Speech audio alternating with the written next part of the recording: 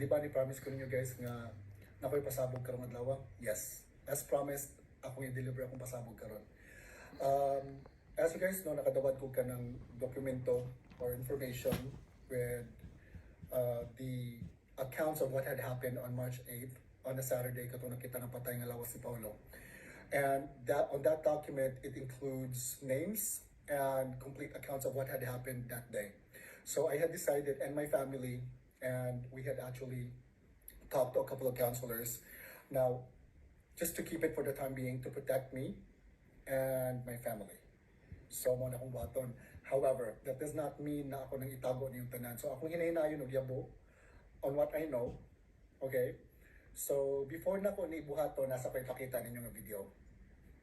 And tell me what you think about it. Alright. May DSP dumating. Isa niyo lang mata niyo, ha? DSP daw dumating.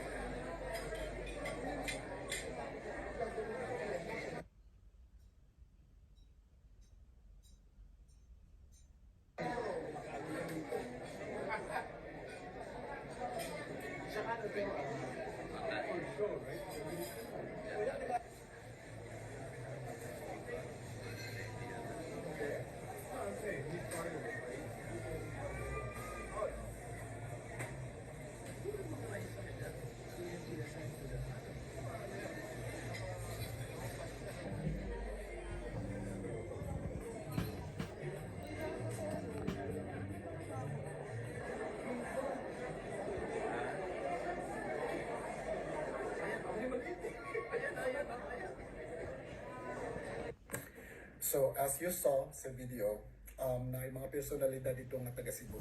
So, kining video actually para ni sa mga Cebuano or pwede ra sa mga dili ra sa taga Cebu o kanang interesado mo.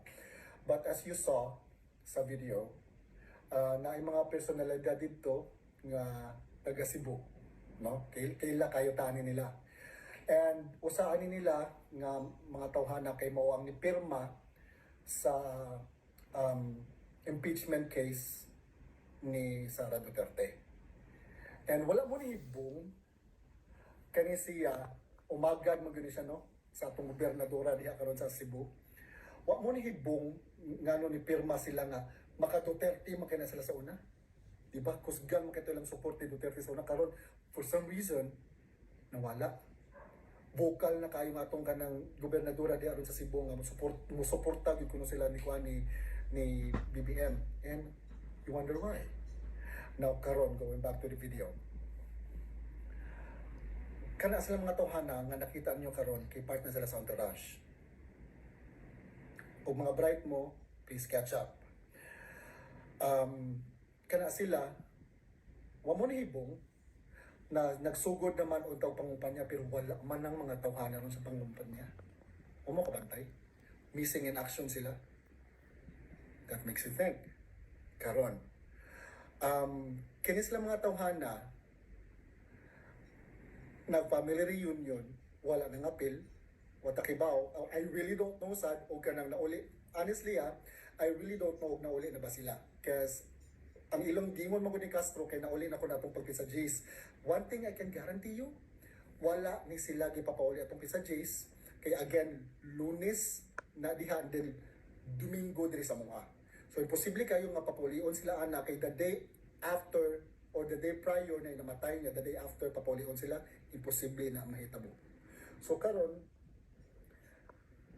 di ba nangutana mo kay sa pay parts entourage? O bright mo, dali ra mo makaka-catch up.